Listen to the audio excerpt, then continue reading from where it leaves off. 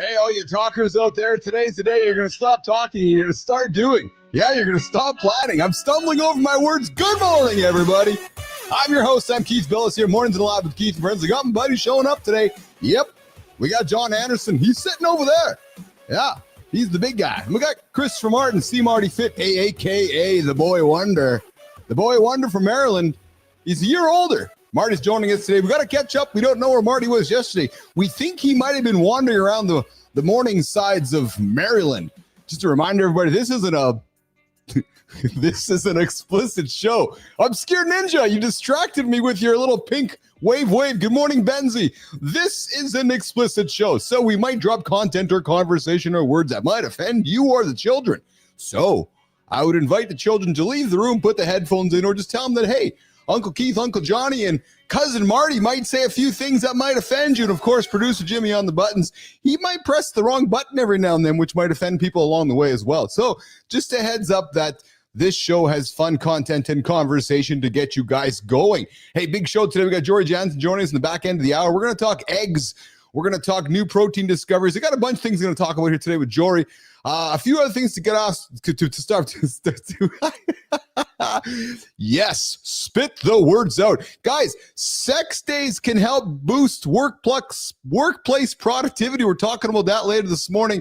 And listen, AI ain't taking your job, you guys. AI is all over the place. We got a robot video we're going to drop here this morning as well. But AI is not taking everybody's jobs, but somebody who knows how to use AI is going to. So, guys, we're going to talk about that today here as well. And yes, Benzie, I don't know what words I'm trying to spit out this morning. And guys, listen, lifting weights 3 times a week can shed years off your biological clock. We're going to talk about that as well this morning. And of course, we got the Community Corner Creator Spotlight. We're going to go and celebrate somebody today, the deep dive. We're going to talk about how to stop planning and start doing. Everybody plans.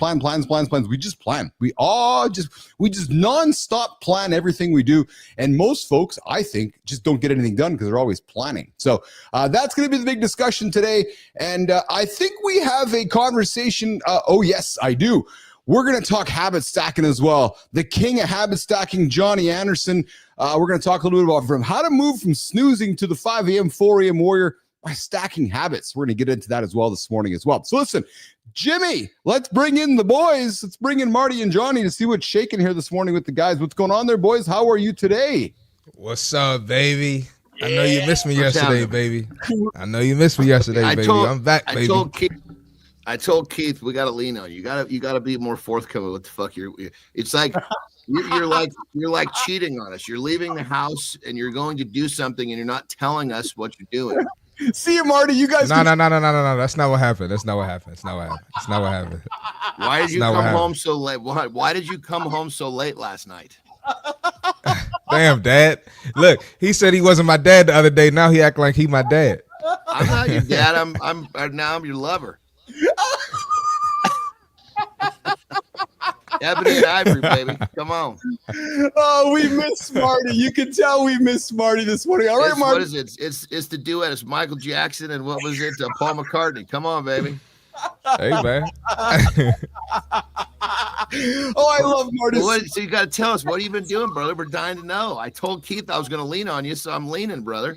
Oh. Hey, man, I got back late from the gym and I had to leave early, so it didn't make sense for me to get on the show for 10 minutes, you know. Yeah. So I just told Keith, I'm gonna miss this one. You've been cooking something new. I can smell something a little different in the kitchen. What do you got? What do you got simmering?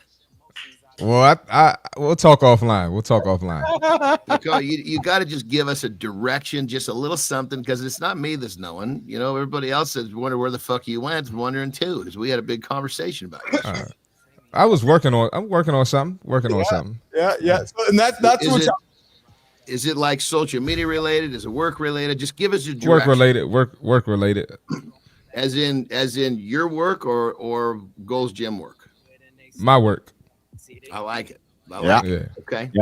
Yeah. Marty, that, brother. That's all I need. We're just developing the C Marty brand. Let's go, baby. That's right. Oh, I love it. Marty, I knew it was coming. I was like, all right, I'm just gonna get out of the way because Uncle Johnny's gonna come and shoot a few darts. He just got on me, man. I like it though, Johnny. I like it. Daddy's knocking on your door there, Marty. Hey, my daddy. Listen, if I need to, my daddy black. If I need to, I'll get on a ride like Zorro. It just comes down to if it's needed or not. Oh, good morning, Holroyd. Good morning, Benzie. I see you guys. Good morning, Dakota, Kathy. Johnny, are you smoking a Swisher Sweet? No, God no. Swisher Sweet. You buy those in 7-Eleven for Christ's sake. Yeah, that's what I every time I'm in there. You buy those when you buy those when you're fucking buying lottery tickets and fucking regular sugar soda. Yep. On the way to the casino, right, Johnny? On the way to the casino. Yeah, to play fucking nickel slots. No, this is actually a cheaper version of my cigar. I've been, but I smoke every fucking day on the show, which I love, but. That's sometimes in 2-3 sticks a day. And my favorite sticks are like $12 a pop. Do the fucking math on them. Like, God damn it. Okay, I gotta bring so this is like I can't remember the name of this one, but it's a coffee flavor, which I love. Oh, yeah. And, it's like a $6 stick, $7 stick, which is, cuts it's just hard to look at and say, God damn, I'm smoking through $36 to $40 a day. Yeah. Well, yeah. Little did Do I really need that? Do I really need to go through that? God damn. Hey, Johnny, I got home from the Carter's game last night, and Carter won his hockey last night. Came into the kitchen, walked up to the fridge, and stood there like a stupid son of a bitch, Johnny, and said, "What the hell am I doing right now? Am I actually hungry, or am I just standing here like a stupid son of a bitch, like we talked yesterday?" And Johnny, I stood there like a stupid son of a bitch. Well, is it? So the question is, what was the mechanism? You caught yourself, right? Yeah. Now, what did you do to break that? Did you go do something productive? It's just a habit. I went and sat down on the couch and did a little bit of work before I went to bed last night. But I'm laughing because there you go. But there you go. You went and did something productive. That's the key. Yes. Because when we're in self-sabotage mode, the key is to switch gears in the mind. So you went and did something productive. That's perfect. So we're going to talk habit stacking later on in the show, but it's funny, man, because I was thinking about you. Marty, we were talking yesterday about just stupid things we do with habits, right? And just and standing in front of the fridge. And Johnny admitted that. He's like, fuck, man. And I was really appreciative, because sometimes we don't think we just think the big dog lives in this very structured world. Eh? He's like, no, man, there's sometimes I stand in front of the fucking fridge. You gotta understand, I live in this fucking structured world so I can fucking perform. I know, you take my shit away, I fucking find my way in the corner, and I'm like Rain Man. Who's on first? Who's on first? And then next thing you know, you find I got shit, my pastries in my hand. I mean, it's like you can't put me into an unscheduled, unorganized world and expect me to thrive. That's not me. That's fair. I have so much respect for the structure and so much respect for your lifestyle that when in my brain, Marty, when I think of John getting out of that, I can't process it. Like, I can't process John having a beverage at his daughter's wedding. I can't process John standing in front of the fridge like me or like some stupid son of a bitch going, I want to have something. I want to have a snack. And then him talking himself off the ledge. Like, I don't process that, Marty. You know what I mean, Marty? No, that's good, though, because now we know John is human. John's not a robot. Yes. So hell yeah. Hell yeah. The difference is that you see every day the shit that I do to keep that pathetic motherfucker away. Yes. Because the pathetic version of me wants to do all that dumb shit. Yeah. This is how I keep that fucker at bay. Speaking of robots, I've been talking robots and AI and all the crazy shit in our show these days, and I found your favorite shit. It is my favorite shit because it's coming, Marty. It's coming. I found a robot video to show you guys this morning, and I think it's actually kind of humorous. Jimmy, let's throw the robot video on the screen. So, guys, there's more robots coming out of China than humans at some point here. So the advancements coming out of China with robotics are blowing me away. Actually, blowing me away. Jimmy, let's throw this robot on the screen. And hold on. Let's do it. An open source, all-electric humanoid robot developed by Embodied AI Robotics Innovation Center in Beijing has been undergoing a series of tests recently. The robot is 163 centimeters tall and weighs 43 kilos. Despite its large chest cavity where its batteries are stored, it can run at about 12 kilometers per hour. Recently, it climbed 134 steps to reach the top of a hill in a city park Isn't it? navigated across snow. How many ice, and other steps? unstable 140? surfaces with Is that Yeah. supposed to be some sort of a claim, like a person can't do that? What's wrong with the fucking human race? I think like a benchmark of some sort. You can't fucking go up 140 steps. What's wrong with you? To a variety of random yet general tasks and scenarios to strengthen its generalization ability. Additionally, we will incorporate. All right, Jimmy, let's kill it. I think what I'm fascinated by this is that it just continues to show you what's coming, and it's coming fast. And I know that the world changed when all these things were put into our hands. Well, it's going to change. Dude, the physicalities of these things don't have much to fucking get past. If they're bragging about going up 140 steps, motherfucker. Is that some sort of a sales thing? Like, you got my robot can go up 140. Well, clearly you can't, you fat fucker. You know, you're bragging about your robot. You know, I'm really intrigued to see the first times. Like Johnny, you're going to be, I don't know, driving somewhere in Cali, and Marty, you're going to be in Maryland. I'm going to be in Winnipeg, and all of a sudden, we're all going to do this. Oh, there's the robot. And then, you know what I mean? Like, and then we're gonna see more of that happening. That's fascinating. I see it with some of the DoorDash deliveries. Are you serious already? You do? I've been seeing those. That's been going on for years now. But actually, in real life, you had a DoorDash delivery, a robot. I haven't had it, but I see them driving down the street. The little robot. and a fucking robot getting out of the car, bringing your fucking goods to the front door. Really? No, you got to go get it. But it's like a little box, and it just drives and drops off Oh food. shit! Yeah. Oh yeah, it's been going on for a while. Yeah. How about, have you had any drones deliver shit to yourself, Marty? I haven't had that yet. I've seen some videos of that. That's crazy, man. Just fucking Amazon flying over your house and. Well, check this out. In California, everybody fucking drives like they're mad as hell. Everybody's fucking hurry. They can't drive out there. Fast moving fucking current. But check this out. So the Teslas that drive themselves, right? They're all fucking programmed to do what they're supposed to do, but what they're not programmed to do is understand how fucking pissed off everybody gets. Yes. So you got a fucking Tesla, some fucking guy sitting in there, and the car's driving himself, and God knows what he's doing. He's on his fucking laptop or reading a fucking magazine. Yes. Right? Yes. And the dumb son of a bitch wasn't smart enough to tint his fucking windows, understanding how pissed off everybody else gets, because he's going the speed limit in the fucking fast lane. Yeah, see, I can't stand that shit. People are fucking stacked up behind him and going around, and it's pretty crazy how. So all I'm getting at is that there's an element of this the computer, the AI, the robot, I'm sure, that's still got to get up to, like, it's almost like understanding human slang. It's like unspoken shit. That better way to put it. These things understand the laws. They don't understand the rules. So Jimmy, we're gonna get to the accountability check-in in a moment here, Jimmy. Do you guys ever wonder?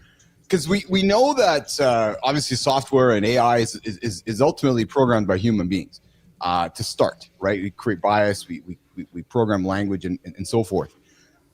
It's fascinating to me when they need to do programming with these self-driving cars when they're measuring a car going down the road and having to make a decision. So let me explain. Okay, there's a black man over there. There's a pregnant woman over there crossing the street with a baby, and the car is driving in front of him. Who do I run over? Yeah, no, but true story. And pregnant woman, black guy, child, human, and I'm just calling it out. Like, why he got to be black? No, I'm playing. Well, I'm gonna say, dude, it said depending on where you are in the fucking country, that car's gonna run over somebody different. Yeah, well, I'm looking at you guys right now. I'm looking at you guys, and I'm thinking.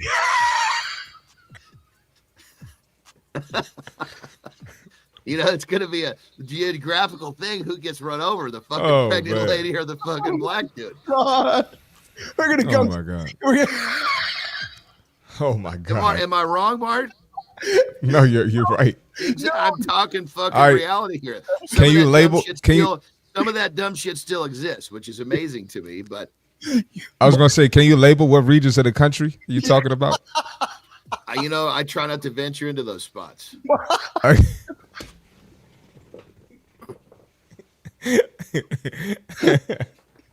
I feel you, Johnny. Dude, and just a quick background, dude. I was raised so fucking liberal. Like my grandfather, right? This is back in the days when you had milk delivered, right? To your house, like a truck. Yes. He literally would not have a milk company delivered, or he wouldn't have that company deliver milk to his house unless they hired black people. That's how early he was in this. Oh, wow. No kidding. Yeah, Nope. he was kind of crazy. You know, you wouldn't know this by looking at me, but fuck, my grandfather was Denmark, complete fucking, showed up, didn't know shit, couldn't speak the language, became a high profile lawyer in San Francisco. Yeah. They shut the courts down when he passed away for a whole day. And then wow. my grandmother, this is fucking crazy. My grandmother, his wife was the first female doctor in California. Wow. No kidding. Yeah. Yeah. I love Johnny, That's pretty cool. As I continue to get to know both you boys, as I continue to fall in love with both you guys. Yeah, I said it. I love how liberal you are, Johnny, but yet you're a capitalist at heart. And I love that because I'm the same way. You're like liberal, you love humans, you're about human love, but you're like, I want to go make some cash. I like making cash. And that's what I love about you, man, because often in my experience, people are like, no, I'm just a conservative dude. I got to make cash. I don't care about human beings. Then you have some liberal folks who are just liberal. They don't want to make cash. Johnny, as I continue to get to know you very much like me, you're like, yeah, I like humans. I'm friendly. I'm very liberal, but I like to make the cash. And I know Marty's the same way, and I love that about you, man. It's just, it's God damn it. I don't know what to say. It's having a little fucking morality. I agree with you, man. I agree with you. It's like, not to mention too, when you experience how amazing it is, number one, to make money with something you want to do, and number two, to make money with people that you enjoy their company. Yes, it's like making money joins this different party, it's a different experience. So absolutely. Cosmic, I see your question. Are you guys ready for Canada to be the 51st state? Here's what we're going to do, Cosmic. I'm going to answer that after the accountability check-in. Let's do this. Johnny's going to break. Marty's going to break for a quick minute. We'll come back and we'll get into it. And I got a bunch of other things to talk about with you guys this morning. Oh, yeah, baby. All right, let's go, Jimmy. Let's go, Jimmy. Ooh, a lot of energy here this morning. I'm your host, Keith Bilous. Mornings in Live with Keith and Friends. If you haven't subscribed to the channel, I invite you to do so right now. We get after 8 o'clock Eastern time right here on YouTube, X, and LinkedIn. Myself, Marty, and Johnny. And, of course, producer Jimmy on the buttons and Melissa behind the scenes. Guys, you ever plan to start once you feel motivated? Do you ever just plan? But then maybe tomorrow, maybe next week, it's like maybe. Or there's a day on the counter called someday. You're just waiting for the spark. Because I used to do that too, long time ago. And here's what I learned. Motivation is a no-show, guys. Nope. Not going to wake you up at 5 o'clock, 4 o'clock, 3 o'clock. It's not going to do it for you. It's not going to help you when you're exhausted. And it sure as hell won't carry you when you're burnt out, baby. Nope. I figured this out the hard way. I did. Take running. I do it every day. Not because I love it. I don't. Well, I don't run every day. I run Mondays and Fridays. But I don't love it. I just don't love it, but I do it. I hate every second of it. But I run anyway. Why? Because I hate it. I hate it. But I do it because I hate it. That's the whole reason why I do it. Not for fun, not because I'm inspired, because I don't negotiate with myself. Nope. I put it on the line. I write it down and commit to it. I'm like, yeah, I'm doing it. Motivation, you guys, is hype. It's just all hype. Discipline is the habit. We're talking habit stacking coming up. Who's the one who wins? The guy with the discipline or the guy with the motivation? I know who wins. Listen, the question for you, what's one thing you do today if motivation wasn't a factor? What are you going to do? What are you going to do? You're going to be disciplined. You're going to be motivated. Let's get after it. Mornings in the Lab with Keith and Friends. All right, Jimmy, let's keep it going, man. Cosmic, I'm going to address your question. Are you guys ready for Canada to be the 51st state? No, I'm not, actually. I'm a proud Canadian. I love my country. I want to stay a sovereign country. However, I'm also a realist, and I'm a capitalist, too. And here's my point of view on this entire situation. Does the idea of an economic union fascinate me? Absolutely.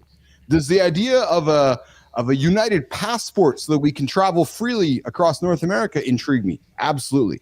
Does the idea of losing my sovereignty to another nation intrigue me? Not at all. However, if I'm able to be a part of this is business, guys. It's big business. The world's big business. The world is shifting. If I'm able to be a part of something that allows me to economically prosper and allows my family to economically prosper, as well as give me security, I'm okay with that. So whether you define that with a line, not a line, I'm proud Canadian. I'm a very proud Canadian. Let me say, I'm a very, very proud Canadian. I love my country, but I also love my American brothers and my American cousins. And so, Cosmic, am I ready? No, but I'm also a realist, and I recognize how the world is shifting. And I got a lot of folks in my world that don't understand it. And I'll just say this. That's why I keep bringing up the technology and the robots and shit, guys, because we are going through a massive change that nobody's prepared for. And it's going to be bigger than this. In the next 2 to 3 years, when AI changes the entire world, I want to have friendlies with their fingers that are controlling it. Those friendlies, I believe, reside here in North America. Johnny, Marty, there's my stance on that. So I didn't realize about you guys up there that you could only leave for 6 months at a time. Yeah. Well, we can only come down to the States for 6 months at a time, and then we got to come back. Yeah. Yeah. I didn't understand it because I got buddies. I didn't know that either. I got buddies down in neighbors down to San Felipe in Mexico, and they're talking about we got to get home. Like, I'm just thinking they got to get a home for the fucking. They're talking about they got to get a home, and they said they're not fucking around with that law either. Yes, no, and now there's rumblings where any Canadian going into the U.S. has to actually register immediately, scan fingerprints, et cetera, just to put this into a database. And I was having this conversation with Marty, with the OG yesterday, Maurice, and we were talking. And I think what's different for humans this time around is that we're only thinking about humans. But the reality is there is intelligence being created that is smarter than humans, that is going to evolve into the world in the next number of years. And, as long as Keith and Johnny have been around, the world has operated a certain way. Well, the world's reorganizing, and the world for the next 50 years is not going to operate the way that we were taught. And that's what people, I think, are having a hard time wrapping their heads around. So we'll keep having that chat as we go here, but we don't want to get too heavy with things. I got something with you guys. Jimmy, Hook coming up here. Hook. Marty, Johnny, what if lifting weights could actually rewind your biological clock? Yeah, true story. I think there is an element of that, brother. It's true. We're going to unpack some groundbreaking research that shows strength training might literally make you younger by up to 8 years. Now, Marty, imagine shaving years off your biological age, boosting your energy, sharpening your mind, and dramatically enhancing your overall health. Understanding this could be your key to living younger and longer. Johnny, a recent study found that lifting weights for just 90 minutes per week could reduce biological aging by nearly 4 years. Researchers examined the telomeres, the protective caps on chromosomes that naturally shorten as we age. And the study observed that almost 5,000 adults between the ages of 20 and 69 found that those telomeres were approximately 6.7 base pairs longer for every 10 minutes of weekly strength training. So in other words, they got longer.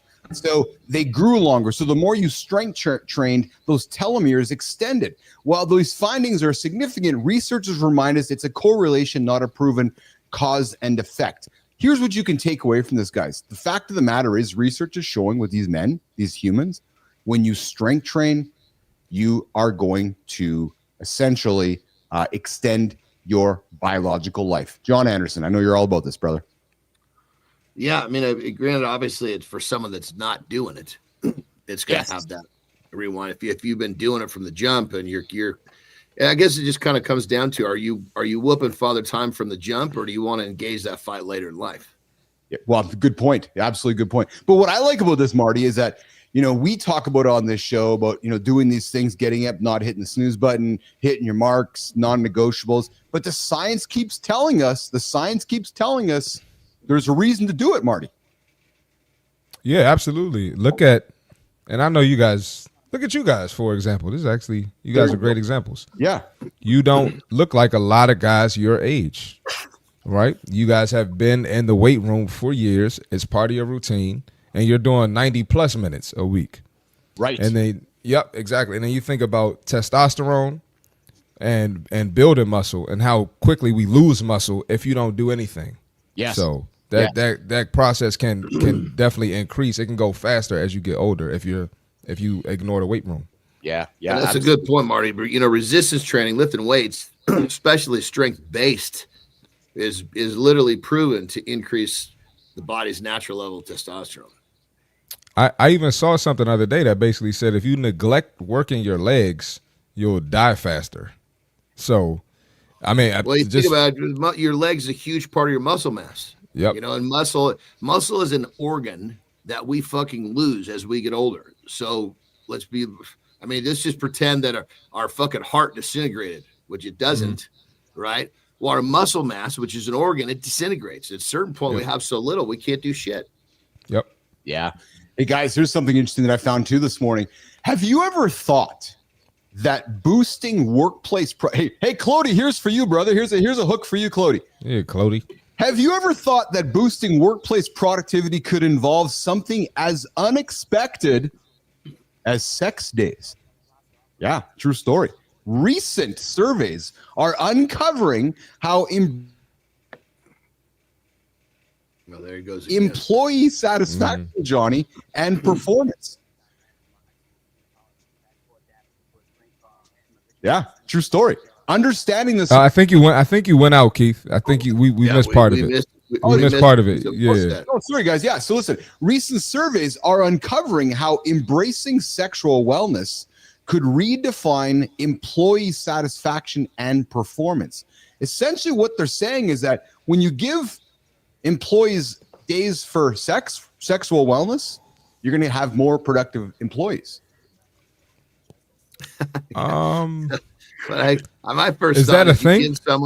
You give someone the time with the fucking statistics we know.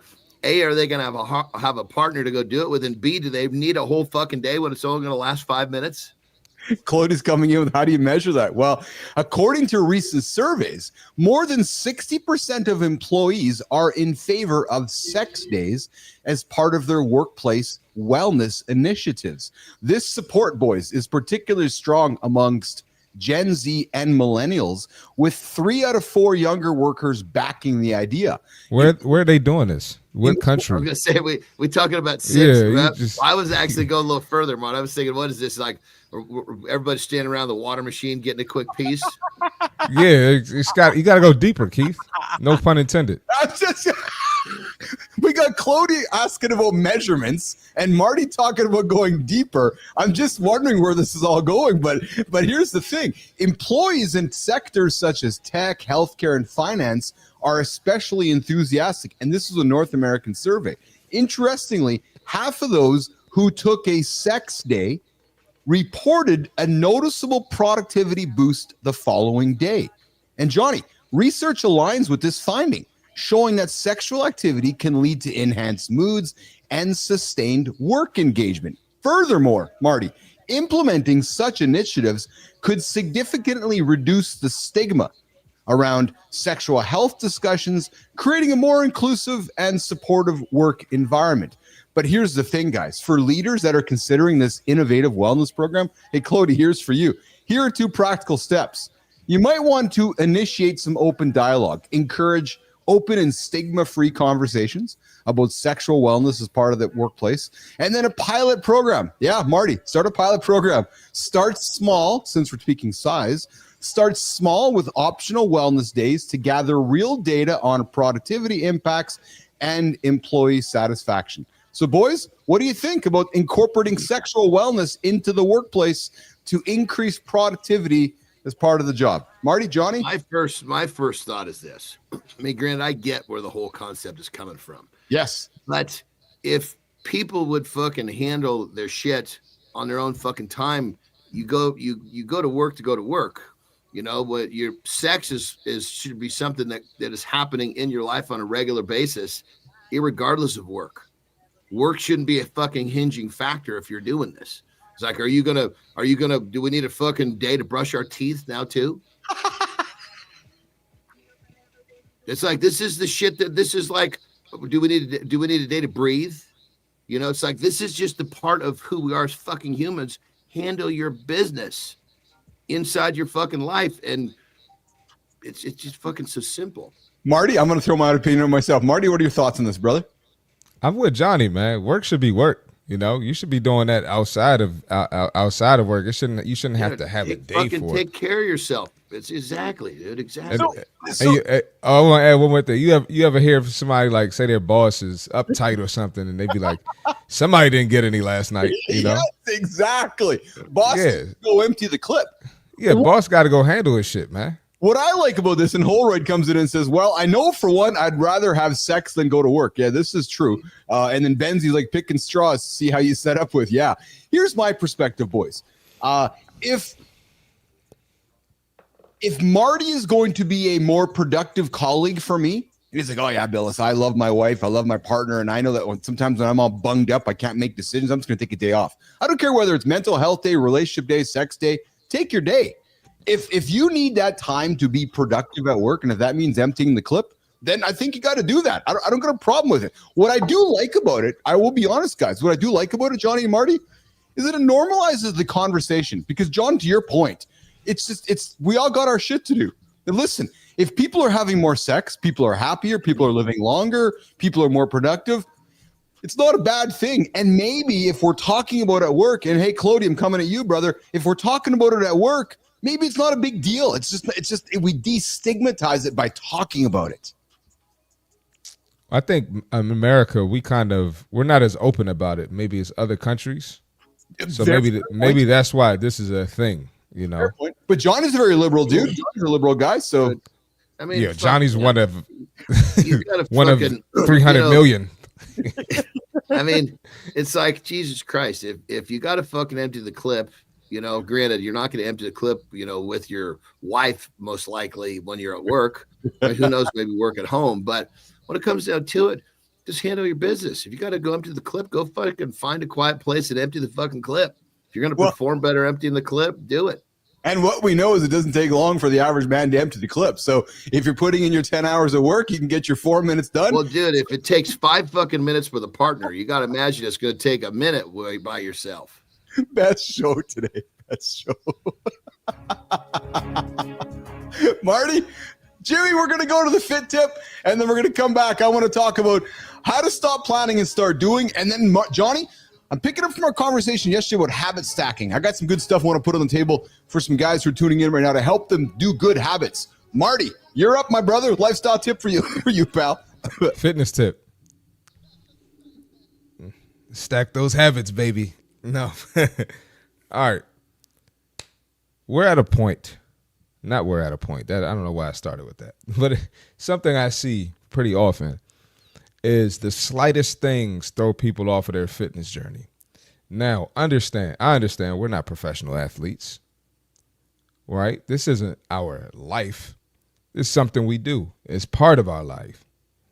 But an injury can throw you off. A bad day at work can throw you off. A bad day of eating. A little bit of stress. Whatever it is, you have to learn how to throw that out the window. You have to learn how to still show up even on those days. Rain, sleet, snow, whatever the excuse is, you have to learn how to still show up. If you want to continue to be the best version of yourself, right, because we know working out helps us physically, mentally, and spiritually, you have to learn how to show up anyway.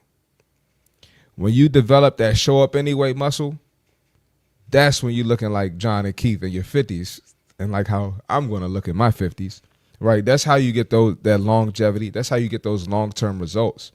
It's going to show. But a lot of people mess up their momentum. And what happens when you mess up the momentum? It's hard to get back because those little things throw you off. I had a client recently just get back into their routine.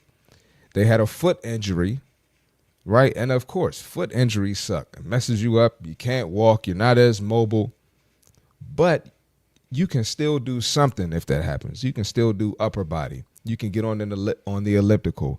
There are some modified things you can do even with the foot injury. But now this person's starting over, restarting the process, gained all their weight back, plus a little more possibly, I'm pretty sure. Right. So don't let those little things throw you off. Learn how to show up anyway and learn how to compromise no matter what is going on. Let's get these results. Let's get these gains. Let's look bomb. Let's feel bomb. Let's perform bomb. And let's have a bomb mindset. And that's the fitness tip for today. Mindset with C. Marty Fit, the fitness tip of the day. I love it. Yes, sir. Always good advice from the Christopher. From the Christopher Martin. All right, guys, let's keep it rolling here. We got a lot of energy, a lot of fun happening here this morning on the show here. We got 2 topics I want to get going here before we got Jory joining us here. I want to talk about how to stop talking and start doing, and then I want to get into a conversation about some habit stacking as well here in a few moments. But guys, have you ever found yourself stuck in planning mode? I know I do often, where you just plan, unable to take the first step. I'm well past that part of my life. I get there, but I can tell you, as I've grown up, I had to work at getting past planning stage. Today, we're going to dive straight into how to break free from analysis paralysis and shift from planning to action. No more endless prep. Today is about making real progress and actually getting after it. John's a big proponent of movement creates momentum. Often we just got to get moving, right? But mastering the balance between thoughtful planning and decisive action doesn't just help achieve goals. It transforms mindsets, builds confidence, and turns aspirations into reality. Here's the thing, guys. Research is showing that over planning can trap you in a cycle of inaction. And I think that's really where I wanted to hang on with this, guys. And according to experts, productivity expert James Clear, the solution lies in techniques. And Johnny, you're going to like this, man. The 2-minute rule. If something takes You're talking about atomic habits, baby. James Clear. If something takes less than 2 minutes, do it. Just do it. And this small action triggers momentum, helping you move beyond analysis paralysis. And additionally, setting some strict limits on planning sessions forces you to focus on essentials and start concrete actions. Before I get into some takeaways here, Johnny and Marty, you talk about atomic habits, Johnny. What strikes you when you think of James Clear and you think about the 2-minute rule? When it comes down to it, he just breaks shit down so simple. It's not just, most people, it's just get it done. Yes. Well, what's the fucking mechanism? What's the trigger that makes that fucking thing work? Yes. My rule is 5 seconds. If it takes 5 seconds or less, fucking do it. Because I need that small, because like, per example, Terry, my lovely wife, she fucking folds my laundry, right? And she puts it usually on the kitchen counter or on the couch, someplace where I can put it away. Right. Yes. And so if I walk past that thing, it's going to take fucking 5 seconds to pick up the stack, put it in a fucking drawer. It's that, to me, erodes my shit. Yes. So for me, it's got to be 5 seconds or less. It's going to take 30, boom, just get it done. And it just puts my mind in that. What it's doing is it's creating a thought process. It's creating a vibe. It's creating a rhythmic pattern of me just getting stuff done rather than walking past it. Yes. How about you, Marty? How do you take the atomic habits philosophy, the 2-minute rule, the 30-second rule? How do you take those philosophies and implement them in your life? Well, I didn't read the book Atomic Habits, but I have clients that read it. And it definitely shifted their whole mindset. So I'm just going to, this is a guess because I didn't read the book. But it makes you realize that everyone who finds success in whatever it is, they develop great habits, right? They developed a repetition, whether it got boring, whether it got annoying, right? That repetition is what leads to the success. So that can be in fitness, that can be with your family, that can be with your work. Yes. Right? You're gonna have to do things when you don't feel like it. And you just gotta toughen up and shift that mindset. And whatever you have to do to have that positive outlook for you to get it done, that's what you gotta do. Yes, absolutely. Well, break it down like this. Look at it like this. A habit is like fucking autopilot. Why the fuck would you not to have? Why would you not want to have a whole bunch of your fucking day on autopilot? Yep. And when a habit is basically when the body is fucking better at doing something than the mind. The body doesn't need the mind anymore. It just fucking carries it out. Why would you not want to have your day filled with shit like that, especially when there's a lot of things that you may consciously not want to do? I want to add, I have my clients do like a dynamic warm up, a whole routine before we start the workout. Yeah. And sometimes they get up late, they press snooze, Johnny. Yeah. they mess themselves up and they can't do the whole routine. Now it's like, I got to get straight to the workout. And you can see their workout suffering, their day is suffering. So now, just having that routine of warming up, getting to the gym 20 minutes early to do it, it definitely sets them up better for their day. Johnny, I love the autopilot analogy. I never thought about it that way, but you're right. Like when I get up out of bed, I walk to my bathroom, I go for a pee, I have a shower, I brush my teeth. There's not one brush your what? Yeah, brush my teeth. Yeah, there's not one part of that process, John. Brush my teeth. Yeah. But I like you said autopilot because when I think about it, there's not one part of that process that I think about. I literally get it, but it just happens, and then I do my coffee. I do my morning thing. I come downstairs and train. There's actually no thinking happening in the first 2 hours of my morning. Actually, yeah, and here's the thing. I love that. We all think about 100%, brother, and we all think about what we want, who we want to become. We have all these thoughts, especially when we're kids. We have these fucking grand plans. You want to be an astronaut, want to be this, want to be that. Well, you're basically, you have to create a standard of how you're going to live your day-to-day life, which turns into how you live your life, right? Yes. Yeah, absolutely. I agree. Having a high fucking standard means it's a fucking bitch, even with the fucking habits. Take the habits away, you got nothing. Always going upstream. Clody coming in, you build that muscle memory. Exactly. So guys, here, as we wrap up this part of the conversation, here's a simple strategy to shift from planning to action today. Simply do this. Implement the 2-minute rule.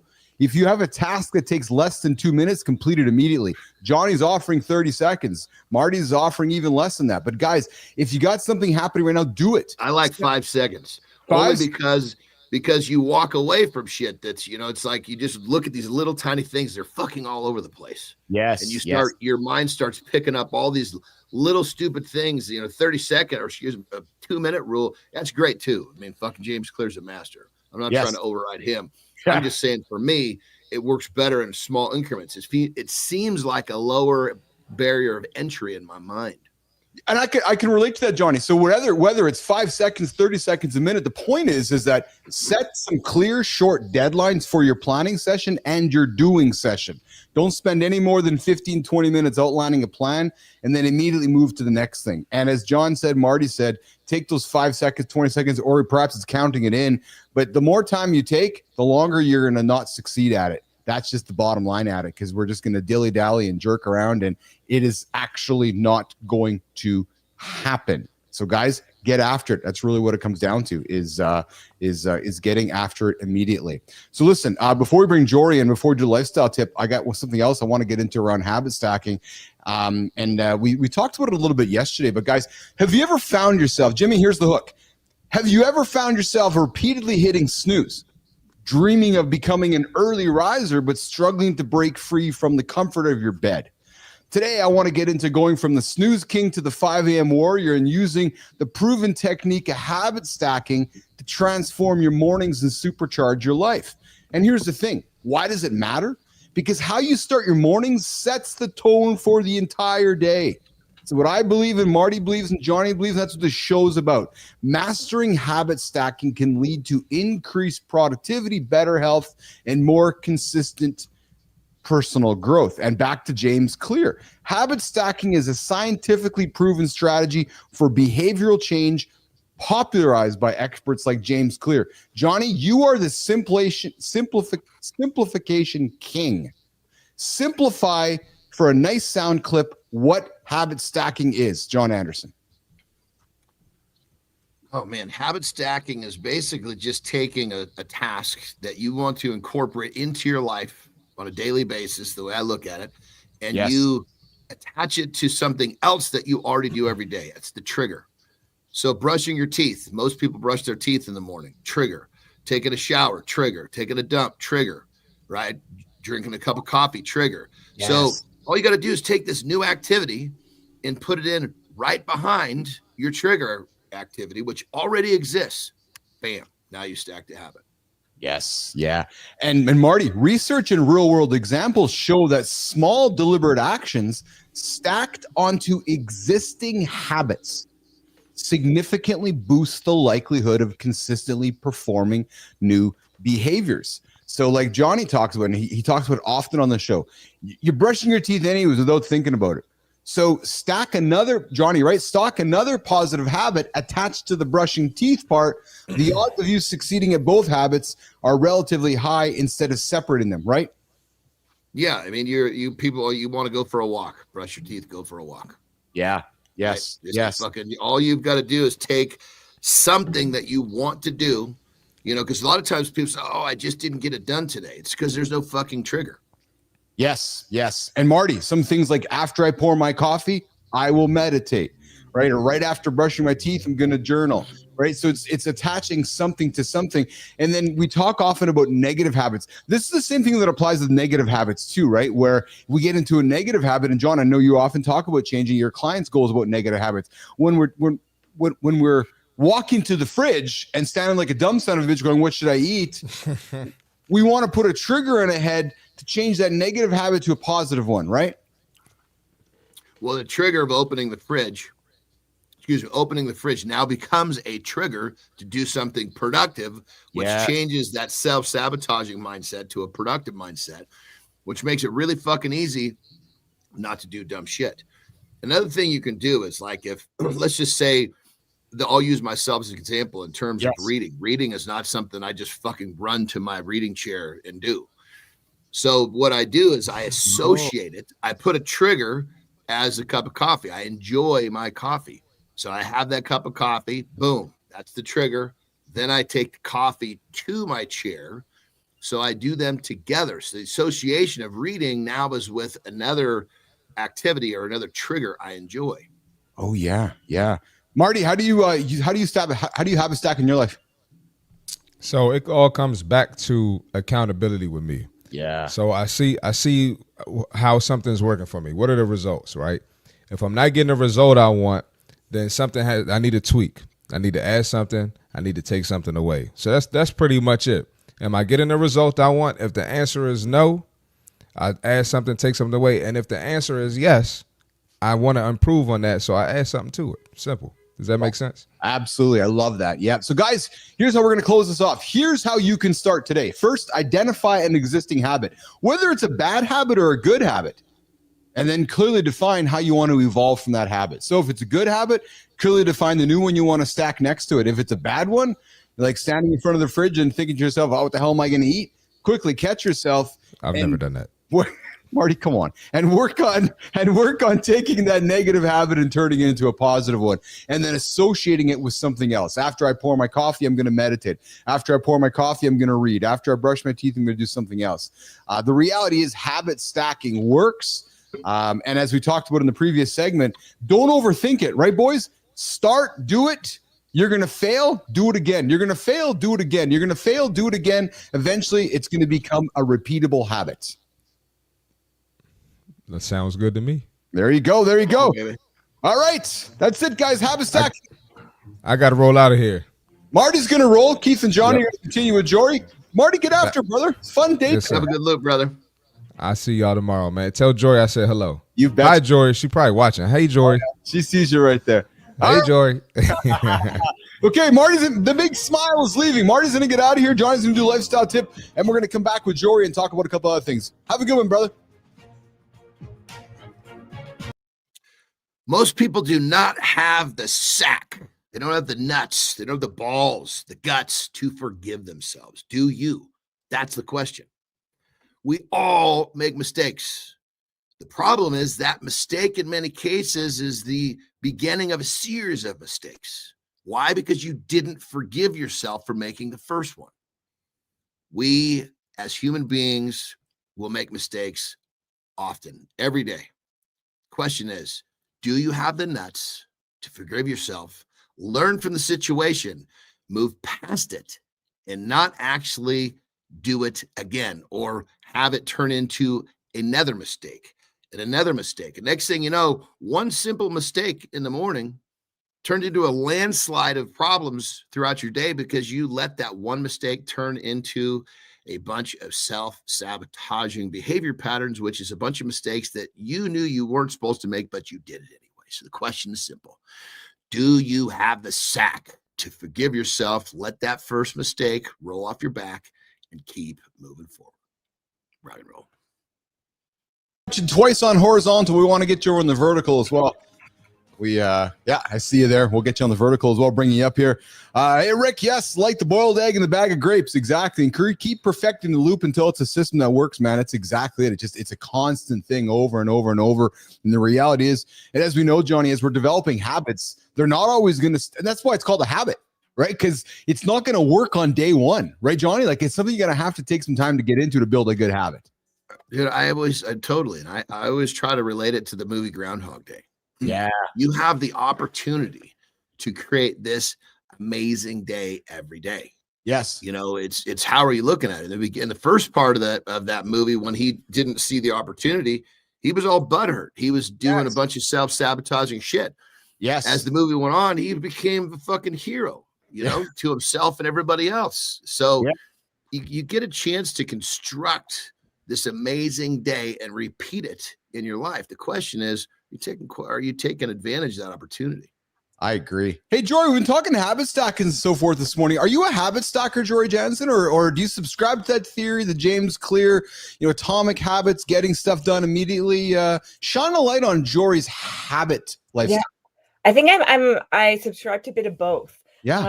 It depends where I am in my life. Certain things sometimes have to be adjusted. It's like you don't necessarily have work-life balance. You have work-life flow. Yeah.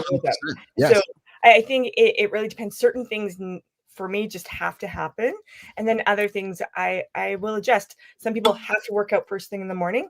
I think it's fantastic. I think that's the best time in terms of like one, getting it out of the way, if that's your approach to it. The other is energy, all that. Sometimes for me, the way my life is, my workouts will happen at 9 p.m. Luckily, I can still go to sleep after. Some people can't. Yeah. Right.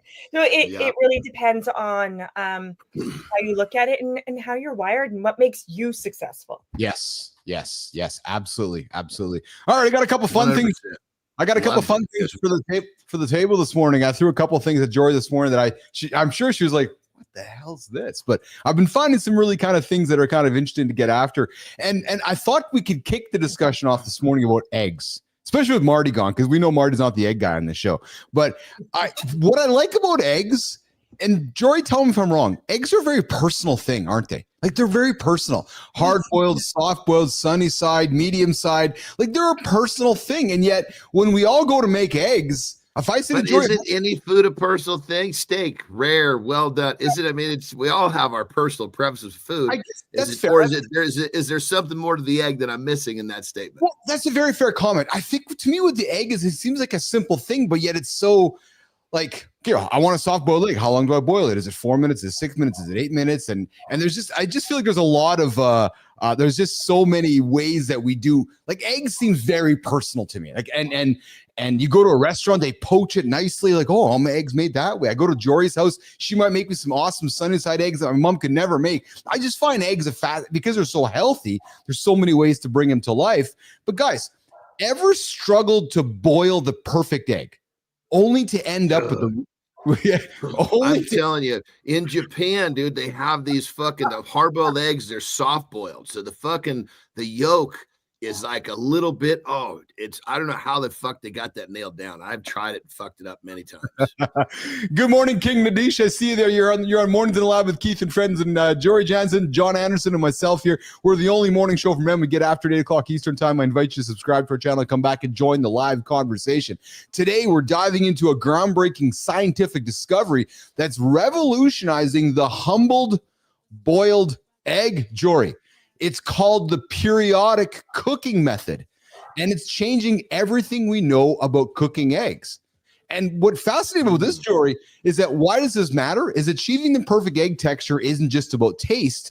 It's this new method that boosts nutrient retention, ensures food safety, and delivers consistently flawless results every single time.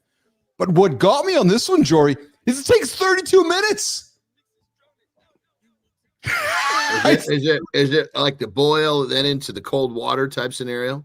Yeah, according to research published in the Communication Engineering, scientists developed the periodic cooking method, alternating eggs between boiling water at 100 degrees and lukewarm water at 30 every 2 minutes for 32 minutes total. And essentially what came out was perfect eggs.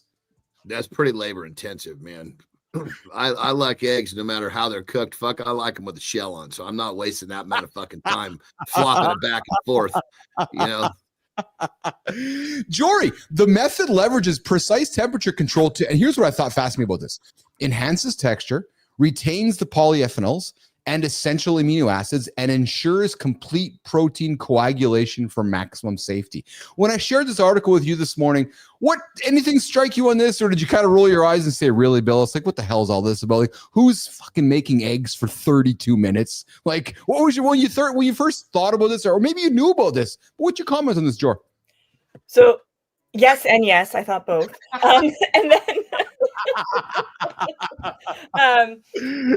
so I claim every time I do a session with a group of people, Yes.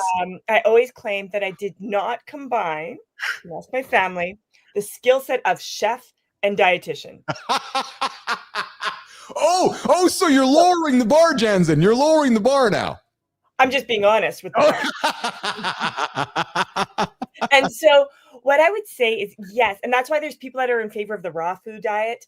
Anytime you're heating up a food, you're going to lose some nutrients. Yes. Any level of heating. However, sometimes when you heat the food, you release enzymes that help you absorb the nutrients in the food. So you have to look at the pros and cons. The other part too is that how much time do you have just for one portion of a meal? Yes, I know. That's why they invented the microwave, Jory, back when John and Keith were growing up. Right. True story. Same. I know. I'm right there. I don't like the microwave. Microwaves is I'm not a big one on the microwave. I try to avoid it at all costs. Really? Yeah. Jor, comments on that? I think there's some research behind it that that could be destroying some of the content of food, things like that. So again, I would look at how long you're using it, how much you're using it, that sort of thing. It's there to be a convenience. I wouldn't cook my food with a microwave. That's just a really, really long time, and the way the heat moves around. But that could be a whole topic there. But I would say that if we're focusing on the heat, yes, I mean, you can do the slow method. Like there's others too, like the sous vide method, right? So there's all of those that are supposed to help the texture, the nutritional value. So if you have the time and the tools to do this, fantastic. Go for it. If you don't, or you just think like, oh, this is fluff. The other thing to look at is variety. If you allow a variety of foods, foods that you don't have to cook up, foods that you cook up, and you have those varieties in your day-to-day eating, it should be just fine. It's just like when it came out that, did you know the whole egg has more protein than egg whites? It's like, oh, wow, right? Yes. But you're also getting protein from other food sources, so you're likely okay. Yes. And so the same thing, if you want to do this fancy cooking, which I think is great, it's one way to make sure you're getting the nutrients you think you're getting at a higher level. So your zinc, your essential fatty acids, your complete proteins, like all of those things are preserved when you do these cooking methods. Yeah. Again, though, if you're creating a variety in your nutrition plan, you're likely going to hit your targets. Yes. So here's your practical takeaway, guys. Clody, ears up, my friend. I see your comment there on making eggs. Here's your takeaway. Try this at home. Boil the water, alternate eggs. Johnny, I know you got a lot of time. You're sitting around not doing very much. Alternate eggs every 2 minutes between hot and lukewarm water for 32 minutes, Johnny. I want to see a video of you sitting there for 32 minutes watching your eggs boil. With your thermometer. Dude, I'll just fucking leave them in. I'll overboil them and eat them with the fucking shell on before I do that. You will. When you do that, you're going to get creamy yolks, perfectly set whites, and significant. That is good though, dude. The creamy yolk is fucking. Yeah. Yes. Oh yes, my god. yes. So I can't remember who it was, but they basically boiled these things just the right way, so that yolk was just perfect, and then fucking pickled them. Oh my god. Yeah, you talked about pickled eggs. Jory, do you do pickled eggs? I can't do it. Yeah, you and me both, Jory. And then Jory, he sticks to the eggs in beet juice, like pickled beet. I can't do it, Jory. But that would be good for you, though. Well, The that's biggest what. fucking problem with this conversation, I keep hearing the word fucking can't. Well, You choose no. not to eat this stuff. Oh. I get it. Oh. Oh, I'm being corrected. You're right. The boss is calling me out here. He's absolutely right. Guys, listen, remember, cooking is science you can master. Never be afraid to experiment, refine your skills. Lauren's coming in with omelets for the win. Add a ton of spinach and other vegetables. Popeye approved. Boom, boom. There you go. Right. So that was my favorite cartoon as a youngster. Yes, I'm not surprised at all about that. So, all right. Well, listen, Jor, I had a second topic. We can leave it for another day. Let's let you get on with your day today. What do you got going on the agenda today, Miss Jansen? It's a little bit more of a smoother day. I'm very excited. Oh. Just catching up on the admin side, the sitting. Oh. But it's the sitting part. It's the sitting and doing the meal plan stuff. But sometimes that's okay. It's my quiet time. But you are going to get moving today. Are you going to get moving today?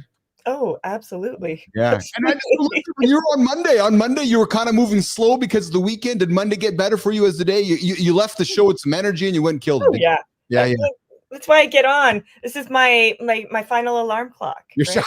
Yes. I love that. I love it. All right. Well, listen, Jory's going to join us back on Wednesday. Hey, Fontana, I see you there in the comments. Johnny's going to do a break. Jory's going to leave. And we're going to come back with a few more conversational topics to get after it as we work towards the second hour of the show here. Jory, thanks for hanging out with us this morning. I love the egg conversation. Love it. It's great. And eggs with the shell. That one, I'm going to say I won't try. I probably could, but I won't. I'll leave that for you. And just in all fairness, Jory, it was kind of a necessity. It wasn't like I said, oh boy, this is going to be good. It was like, that's how I was able to do it and continue to eat the eggs and not create a problem where it was. There's always a story behind everything, right? There's always a story behind everything. I love it. All right, Jory, have a great day, my friend. We'll talk later. All right, Jory's going to leave us. Johnny's going to go for a pee break, and then we're going to come back and reset. Johnny got a couple other things for us to hang on to this morning before we get to the community corner. Let's see some of the comments here on the feed here. King Nadish, thanks for hanging out with us this morning. What's Johnny's secret for being buff? The guy lifts a few things. Yeah, he's lifted a couple things in his lifetime. So if you don't know Jon Andersen, John's a former one of the world's strongest men. I know he's going to say, Keith, I wasn't. No, listen, when you're one of, whether you're 1, 2, or 3, or 4 or 5, the guy was 3. I think he's ever made 2 actually in North America. He's one of the world's strongest guys. You got to call it out. The guy's lifted a few things in his lifetime. He's also maybe done a bit of bodybuilding in his life. So the guy may have gone on stage and did some bodybuilding, and the guy might have lifted a few humans up over his head and threw them on the mat. What? Yeah, he's also been a wrestler. So that's John. That's Jon Andersen and Benzie. Yes, Johnny used to crush eggs when Johnny was touring through North Korea there in his wrestling days. Yeah, I've hung out with the guy before. I can tell all of his stories. He might have had to crush the eggs in his mouth. Why, you wonder? Because they couldn't make a mess. So like, we don't have room for garbage here, man. It's like, I got to get my protein in. So we crushed them all, eggs in, and ready to go. Rick Clody coming in. If olive oil says they're good, then I'm in. Yes, olive oil says Popeye and spinach is always good for us. All right, I've been laughing a lot for this first hour. I got a little bit of a tickle in my throat here. I had to have a little drink of water here. All right, let's keep it rolling here. So, guys, first hour here. What do we get after the first hour here, Jimmy? We talked in the first hour about we got after should employers have sex days at work? We know that if we're taking care of ourselves emotionally, mentally, and physically, we're going to be more productive at work. Well, research is showing that employers that institute sex days have more productive employees. So, employer, if you're listening to the show right now, you might want to take some advice. Hey, Fontana, you might want to go talk to your employer or go get an employer who says, yeah, you can offer a sex day at work. We also talked a little bit about how to stop planning and start doing. We leaned a lot into the James Clear philosophies of the 2-minute rule to get things done. Johnny's advice is go in 5 seconds. If you can get it done, go, right? Don't take too long to overthink it. I'm thinking from his perspective is if you're thinking longer than 5 seconds, you already got to the point you're overthinking it, right, Johnny? Well, and that's the idea, is the fact that you're starting with this just boom, boom, boom. And pretty soon you're not thinking about it. You're just doing. That's exactly right. Yes. So listen, Johnny, I had a second topic I wanted to bring on with Jory here, but you and I are going to get after it here because we're the couple strong guys on the show. But get this one, Johnny. You're gonna be intrigued by this one. Ever wish you could hold on to youthful muscle even as you age? Today, we're diving into an exciting scientific breakthrough. Scientists have they've discovered, Johnny, proteins that might actually reverse muscle aging, restoring strength and vitality in ways we previously only dreamed of. Now, here's the thing. Why does it matter? Because as we get older, we were talking yesterday about sarcopenia. Muscle loss isn't just about looking good. It's crucial for overall health, mobility, independence, and quality of life as we age. Discovering how to reverse muscle decline could transform aging and allow millions to live healthier, stronger, and more active lives. Johnny, recent research from Stanford identified a protein called 15-PGDH linked directly to age-related muscle weakening. And what these researchers discovered, Johnny, was that blocking this protein in aged mice increased their muscle strength by up to 20% in just 1 month. You see, when they block this protein, E2 levels rise, rejuvenating the muscle stem cells, enhancing mitochondrial functions, effectively reversing muscle weakness associated with aging. And they get this, it gets even better. Simultaneously, other researchers in Barcelona uncovered another key protein, TP53NP, promoting autophagy. I had to pronounce it. Autophagy, thank you, brother. A vital cellular process for clearing damaged muscle components. Higher levels of this protein have been associated with stronger muscles and healthier aging in humans. And get this, boosting this protein could be another powerful strategy against age-related muscle decline. When you hear this, what do you think? I was excited about it because I'm an aging man. You're an aging man. I know strength's important to both of us. What do you think about this, brother? I mean, I like any time that there's something that's way outside of what we currently know. Yeah. I'm trying to think, a couple decades ago, maybe not quite that long, maybe 15 years ago. Yeah. The myostatin blockers became really fucking popular because myostatin is this thing that we have that limits how much muscle we can build so that we don't become our survival ability. You know, let's just say you've seen that cow, what they call it, the Brahma bull. It's just fucking gnarly. Yes. He doesn't have that myostatin, that thing that he basically doesn't have myostatin. So he just keeps building muscle. The problem is he's, you know, from a survival standpoint, you know, he's not very efficient, you know? Yes, I know exactly what you mean. Yes, that's exactly right. He's too big. So if you had a 400-pound muscled up dude, he would have a hell of a time surviving in the fucking wild. I mean, hell, I would have a hell of a time. So I think of how much there's not enough food for me to stay, you know, to maintain who I am. So even myself, I would not be a very efficient survival creature way back when. That's a fascinating statement you make because of your body mass and your leanness. You hanging out in the wild, man, you are having to kill animal after animal just to feed your body. Yeah, I would. I mean, you know, the fat storage is basically designed for when you don't have food. Yeah, that's right. Your body's saying, "Oh, I guess you're going to feed me, so I'm going to store fat." So you see these shows where these people go out in the wilderness for fucking 21 days and they fatten themselves up. Yes, you know, and that's literally you're giving your body something to eat. Yeah. So I've seen those same shows. So let's talk about this for a quick second. So if I'm going to do one of those Survivor shows where they drop people off in the wilderness, what you're saying is that that's the right thing to do before you go in. Eat a bunch of food, get fat, because when you go there to basically starve for 30, 60, 90, 100 days, that's your body's layer of protection. Feed yourself, right? Yeah. Yeah. I mean, once your body fat storage is gone, yes, your body's chewing up at that point, it's chewing up the tissue you want to keep. Yeah. I mean, it's chewing up some of that tissue anyway. Yes. But when there's no body fat, then it's a guarantee. Yes. Yeah. So guys, what can you do right now? You hear us talk about it often on this show. First of all, don't hit the snooze button. You hit the snooze button, you're 9 minutes behind everybody else. But first of all, prioritize that resistance training combined with high quality protein intake. We talk about it on this show all of the time. We talked about eggs earlier. The reality is this, guys, studies indicate this pairing of these two new proteins significantly enhances muscle mass and strength. And then secondly, are they telling us, I mean, are these two strands available in our food? Did I miss something?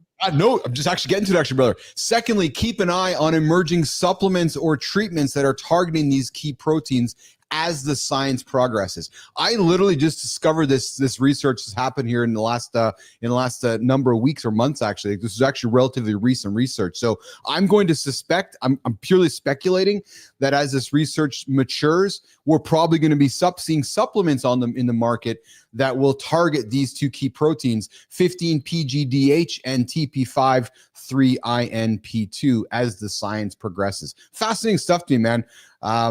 And like yourself, we're seeing science progress so much when it comes to the body. It's I find it quite fun keeping up with it. You know what I mean? Yeah.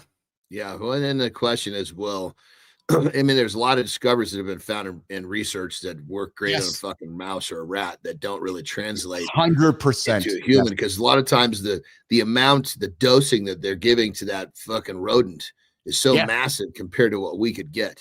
Yes. Yeah, exactly. Good morning, Joe. I see you there in the comments. I invite you to subscribe to the channel. This is Keith Bilous and Jon Andersen and our buddy C. Marty Fit, who joins us every single day here. This is the morning show for men, mornings in live with Keith and friends. We get after topics that help us move forward in life and achieve big, audacious goals.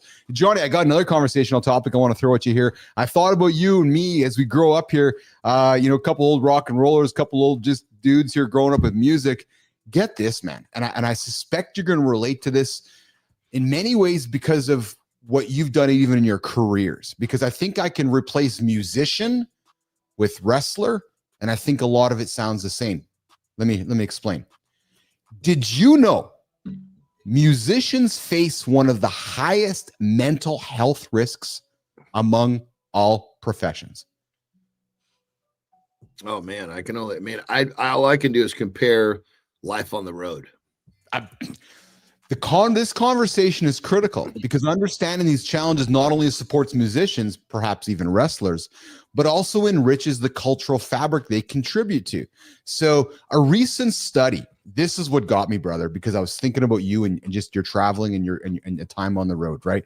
A recent study published in Frontiers of Public Health revealed musicians, get this, man, musicians have the third highest suicide rate among major occupation groups, with a shocking 138 deaths per 100,000 individuals. Female musicians are particularly at risk, topping suicide rates amongst all.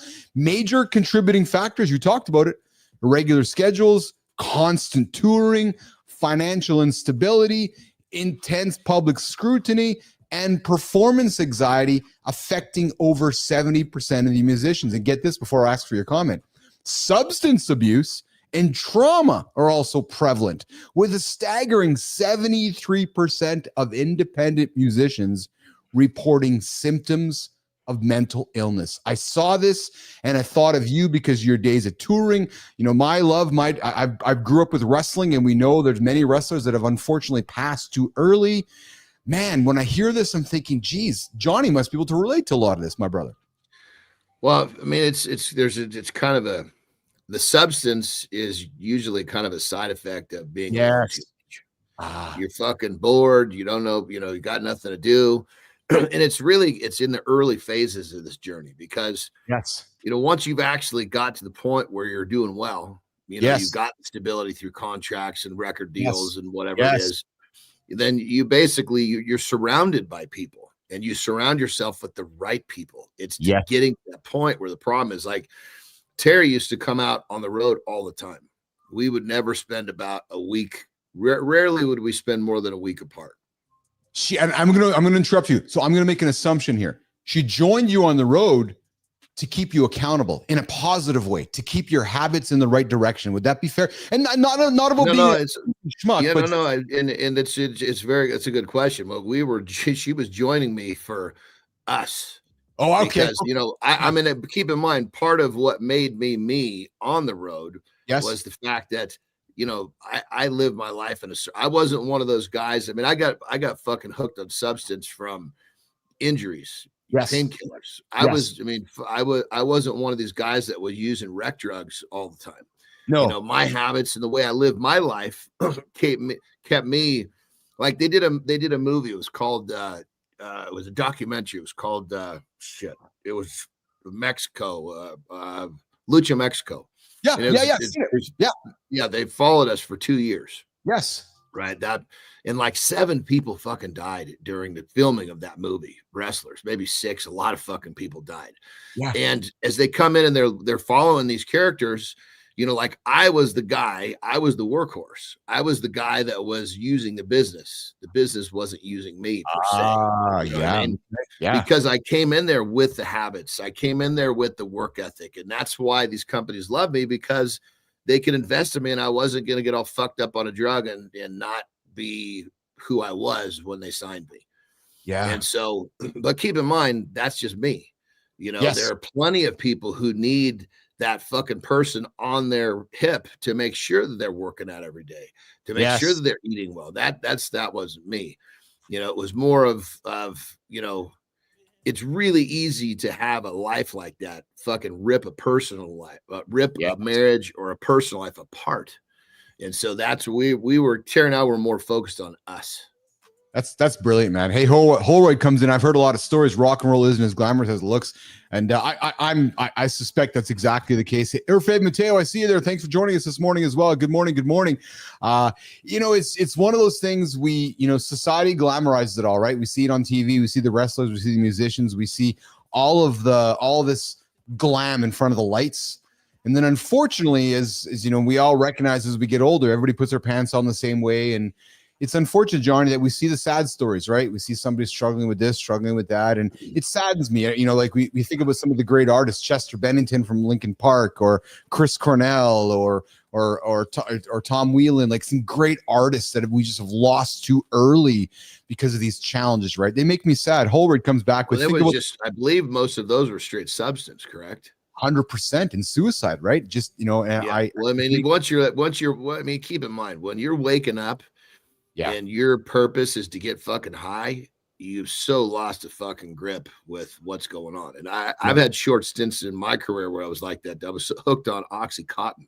Yeah. And they should have never fucking made that drug. Jesus Christ. It makes you feel so fucking good. It's like, there's a lot of people that have that opinion that you just stated, which that they should never, which is why there was so many lawsuits against the company that made that, because it was so addictive and so forth. Holroyd's coming back with, think about the people whose life is playing the local bar scene. Oh, you're right, man.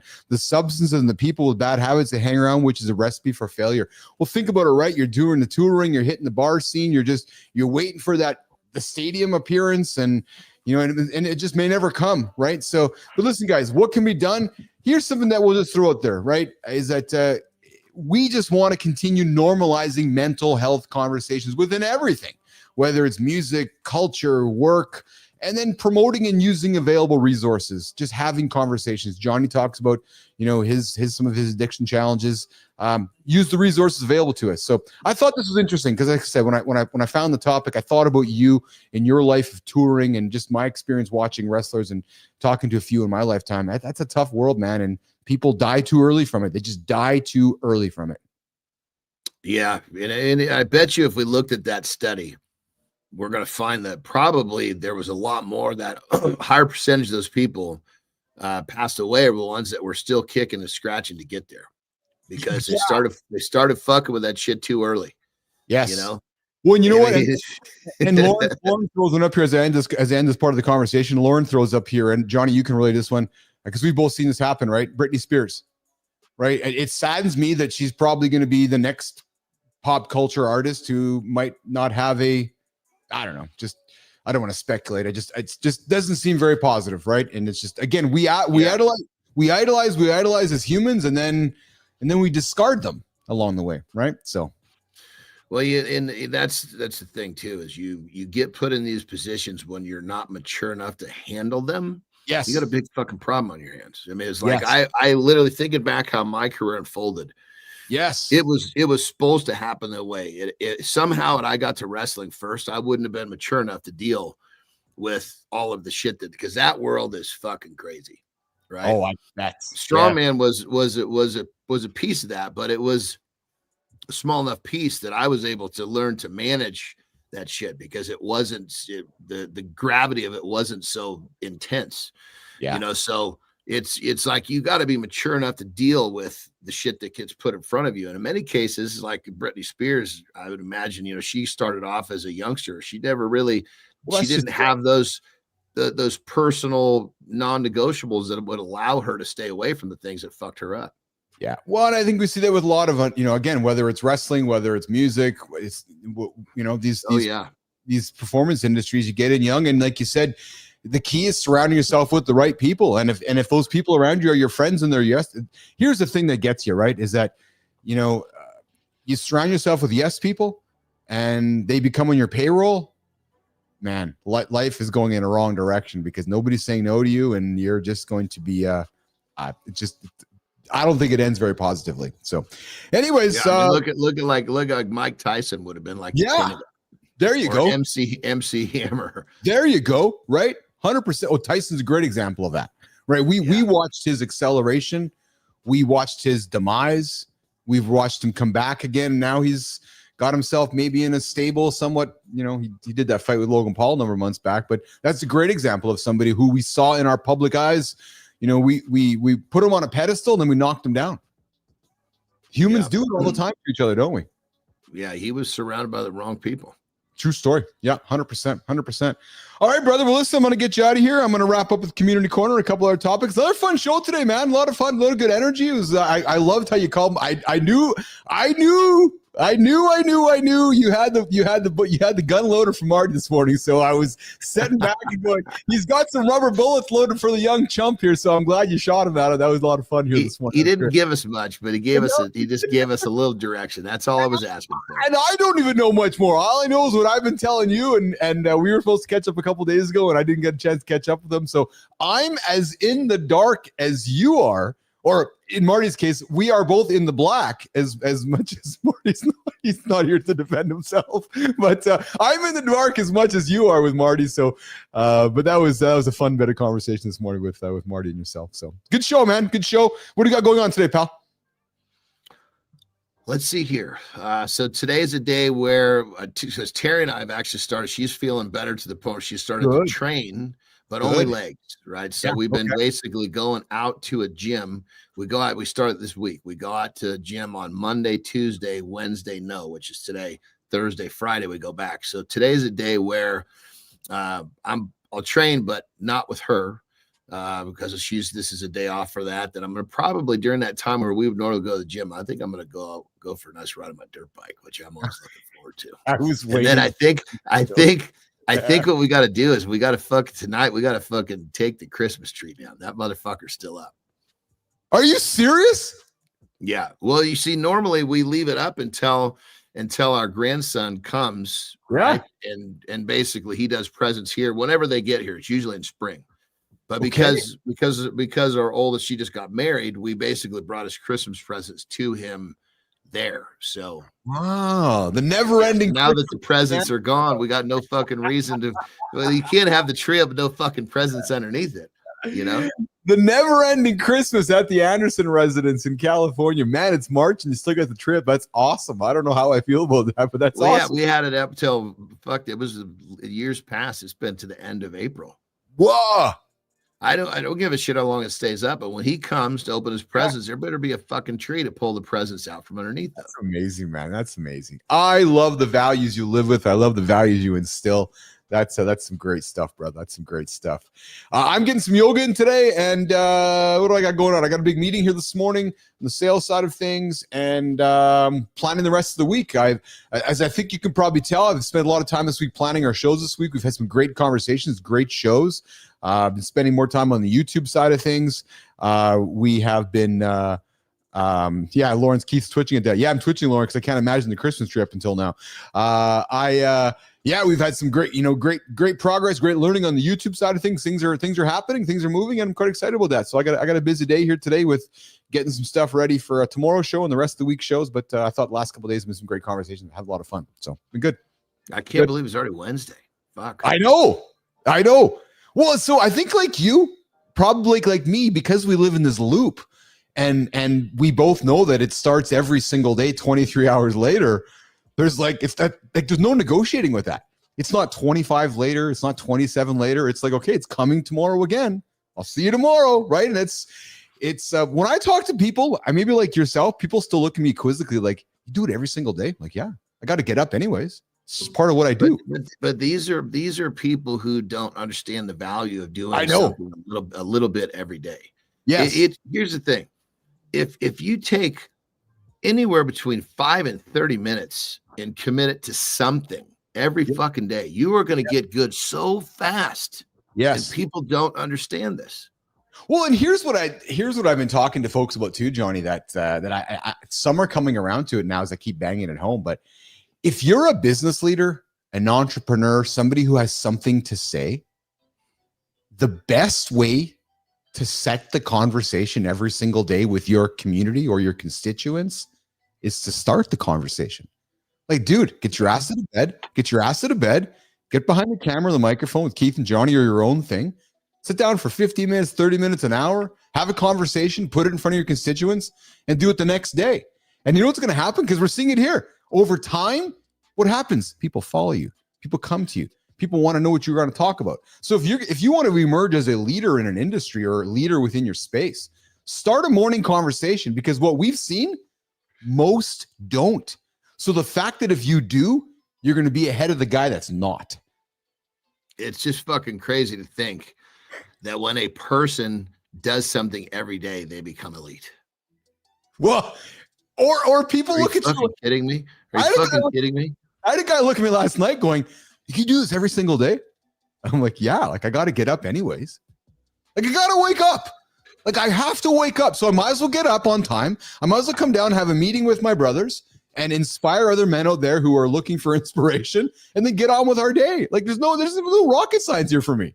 See, I mean, brother, I love your response, but I would not even say I got to get up anyway. My answer would be yes. Like, why is that? There's no fucking justification to my answer. Yes. Not so much justified. The question is, why the fuck does that seem so foreign to you? Would be the rest of what I would say. That's what I'm gonna say. But you know what I mean? You know what I mean? I didn't mean like you're justifying, but I'm saying it's like you're saying I got to get up. You're totally correct, but I'd come the other way. Why does that seem so fucking foreign to you?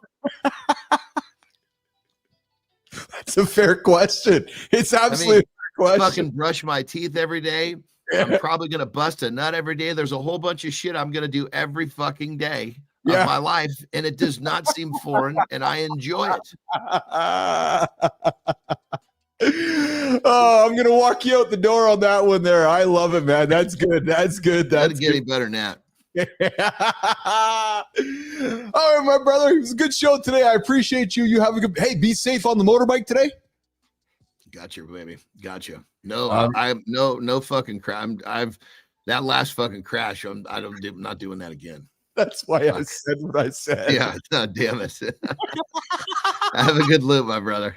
You too. Enjoy taking the Christmas tree down. We'll see you later, Johnny Andersen. All right, Johnny's leaving. Keith and Jimmy are left here. Mornings in the lab with Keith and friends. Jimmy, I want to get the AI topic done here, my brother. I want to get that done here before we get to the community corner here. So, Jim, I want to make a little bit of content for our post show here. I got one more subject I want to get into here, which is this idea that AI isn't taking your job.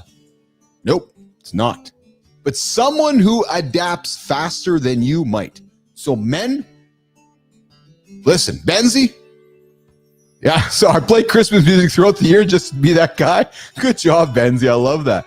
But listen, Benzie, Clody, Adam, Joe, Fontana, listen. I got something for you guys. As we know, AI is here. It's doing everything these days. It's writing reports. It's generating ideas. It's automating customer service. We've all seen the headlines. Robots are coming for your job. Uncle Keith puts robots on the show all the time. I'm like, So should you be worried? Should you be worried about the robots taking your job?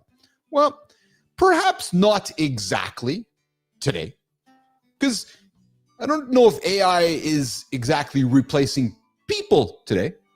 But people who learn to work with it will replace people who don't. Just think about the days back in the olden days. Boom, boom, the olden days. We went from the typewriter to the computer to the mobile or so forth. And people are like, I don't know how to use Microsoft Word. All right, they're not going to get hired. I don't know how to use Microsoft Excel. No, you're not valuable. Right. And I think that's really the point of this message is that as we continue to evolve, and I was talking with some folks yesterday in kind of rural parts of our country, these tools are emerging, right? And this real shift is happening right now. AI, artificial intelligence, is a tool. It's a tool, you guys. I would invite you not to think of it as a threat. Yes, it's powerful. It can process data faster than you, automate repetitive tasks, and even generate content. And I've been seeing it do some crazy things with some of the agentic AI in the marketplace. We're going to talk about agentic AI in the coming days. What's agentic AI is when it's doing things on your behalf with its own thought processes and so forth. But can it think critically in uncertain situations? Not necessarily. Can it read a room and understand human emotions? Well, not necessarily. It's on its way there as cameras are getting better and so forth. Can it lead, inspire, or build meaningful relationships? No. AI is not leading, inspiring, or building meaningful relationships. And that's part of this story here, guys. That's part of this article. It's part of this conversation is that we want to let the tools do the tool work and let the humans do the human stuff. And that to me is what we're going to see in the future here is leaning into humans to lead, to inspire, and build those meaningful relationships while letting the tools do much of the work. These skills that I'm talking about right now are the skills that make you as a human irreplaceable. Because here's what AI lacks. AI right now has no original thought. No, it doesn't create ideas. It pulls from existing ones. It's taken all the existing ideas that have been thrown on the internets for days and years and months and so forth, and it pulls from existing ones. It can't have gut instinct or that light bulb moment from years of experience. Your advantage as a human is creativity and critical thinking, and using the tools to unlock your creativity and using the tools to unlock your critical thinking. Ask better questions. You just don't follow instructions, and connecting the dots in a way that AI can't, using human intuition, experience, and real world knowledge. Here's the other thing. AI can't analyze tone. Well, it's getting better at it, but it doesn't understand trust, persuasion, or influence. It can't see. It can't see when a deal is slipping or a team member is struggling. Again, the human skills that we have as humans. That's why human skills still run the world. You want to build real connections? You want to sharpen your leadership, negotiating, and decision-making? Those are human things. Here's the other thing. AI right now can't handle uncertainty. It runs on data and patterns. That's what it does. But what happens when there's no clear pattern? It looks around and goes, dig, dig, dig, dig, dig, dig, dig, dig, dig, dig, dig, dig, dig. Yep. Yeah. The best decisions aren't always logical, as we know. Sometimes they require taking calculated risks. So I invite you to get comfortable making decisions with all the answers. Learn how to adapt and pivot when things change. And here's the thing, guys. AI, it has no moral or ethics. So when you're living in a world where AI doesn't have a moral compass, it reflects the biases of its creators and the data it's fed. And if you spend any time on Grok or ChatGPT or DeepSeek or Perplexity, you can see some of the bias that's fed into these tools. That's why human oversight is still critical. What's your move? You got to stay in control. No inhuman judgment is necessary. And again, guys, I remind you, use AI as a tool, but never outsource the accountability. That's a human thing. So how do you stay ahead in an AI-driven world? You don't need to be a tech genius, you guys. I'm not expecting you to all of a sudden show up and go, okay, I'm an expert in AI. No. Understand it. Understand how it works. Get AI literate. Come knock on my door. Say, hey, Keith, I only need to learn a bit about AI, how I can bring it into the workplace. Let's come talk about it, because you can't afford to learn. You can't afford to ignore it. Learn how to use it before someone else does. Automate the low value tasks so you can focus on strategy. And that's what AI is good at. Let it do the redundant, repetitive tasks so you can use your brain to connect with other humans and do more human value tasks. Experiment with different tools. Try them out, right? And then look at mastering what AI can't do. Instead of competing with it, double down on what makes you irreplaceable. Communication and leadership, right? AI can't really rally a team, but you can as a leader. creativity and innovation. AI follows patterns, humans break them. Obviously, AI is getting better at creativity, but welcome those tools into your life. And people do business with people, not algorithms. Too often you hear people talking about, oh, I got to get the algorithm right. Oh, the algorithm, I got to get the algorithm right. No. I'm going to tell you, I'm going to confession. Jimmy, here's a hook. I have a confession for you guys right now on the show. There's the hook. When I'm creating content, I think nothing about the algorithm. I'm always thinking about you guys, humans, the people. And I'm thinking as I'm curating and creating the show, if it's interesting to me, it's interesting to you humans. I don't really care about the algorithm at all, frankly. I'm creating content for the people. And guys, listen, you got to keep adapting. You got to keep adapting. If you're going through your life with your head in the sand, being complacent, it's going to kill you. It's going to kill you. So men, my audience right now tuning in and who's catching this later, the people who fall behind won't be replaced.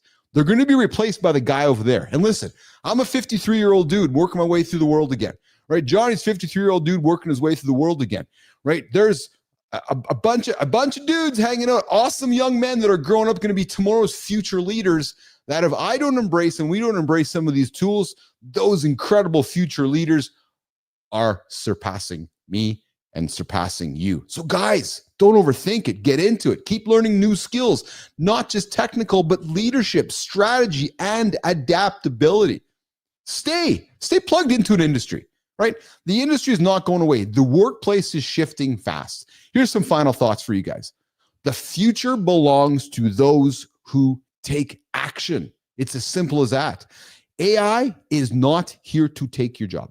Nope. But if you ignore it, if you resist it, or wait too long to adapt, someone else who's out there doing that when you're not, will figure it out before you two. So guys, the future belongs to those who embrace change, learn fast, and lead where AI can't. And here's my invitation for you guys. If you're starting your business, if you're making some shuffling changes in your career, if you want to learn how to be a thought leader, if you want to learn how to create content that helps you move your life forward, if you want to learn how to embrace these AI tools, come join me inside the lab, behind the scenes. Come work with me behind the scenes, build your business. I'll help you build your business.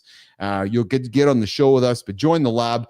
We can teach you a bunch of AI tools, teach you how to make content, and emerge as a future leader in today's world. There you go, Jimmy. That was our AI segment, wrapping it up. Boom, boom. Yeah, big show today, guys. Big show. All right, Jim, I'm doing the community corner now. We're going to get to the part of the show here where, Alex, I see your comment there. Yes, we did talk this morning about sex days at work, Alex. We did. True story. Yep. I invite you to go check that out in the, I guess the second segment of the show here, center stage. We talked about sex days at work. I invite you guys to check it out about the 18-minute mark. Just after the accountability check-in we got after that.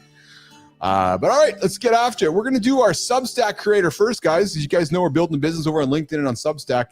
If you haven't subscribed to our newsletter, I invite you to subscribe to it inside.bappel.ai. It's all the behind-the-scenes stuff, right? The morning show is all morning content for all of you guys, for our audience to move forward. Inside is how we're building this baby. So if you want to be a creator, a publisher, building a new business, come join the lab, and we'll help you guys get that sorted out. But listen, let's keep going here, Jim. All right. You ever felt like your anger controls you instead of the other way around? Hey, you hear me? Have you ever felt like your anger controls you instead of the other way around? That split second reaction, the frustration that lingers, the regret after saying something you can't take back. That anger gets a bad rap. People think it's something to suppress, ignore, or fear, but here's the truth, guys. Anger is fuel. When used right, it's a powerful force for change. You know, Johnny often talks about responding instead of reacting. And nobody understands that better than today's creator spotlight. The guy we're celebrating today spent his entire career studying the science of emotion. He's been featured in the New York Times, NPR, BBC, HuffPost, and TED Talks. Insights he's gathered have angered his insights on anger have reached millions of people. The man behind it all, the guy who's behind this is, Jimmy, Dr. Ryan Martin. There he is, better known as the Anger Professor. What's shaking, Dr. Ryan? Throughout his books, research, and his newsletter, Emotion Hacks, Ryan helps people understand their emotions, harness their anger, and build emotional resilience. So you're asking yourself, Keith, what the hell does this mean for me? Well, what does it mean for you? Practical, research-backed strategies for emotional well-being, actionable tools to turn frustration into focus, a smarter way to handle conflict without losing your edge. So I invite you, nation, if you want to stop letting anger control you and start using that anger to your advantage, you need to get in Ryan's world. I invite you to follow Ryan Martin on Substack, subscribe to Emotion Hacks, and start hacking your emotions for a better, more powerful life. Ryan, keep leading the charge, brother. We need more voices like yours. And hey, we want to invite you on the show. We believe there's somebody in your orbit who deserves a celebration like we're giving to you. So here's how it works.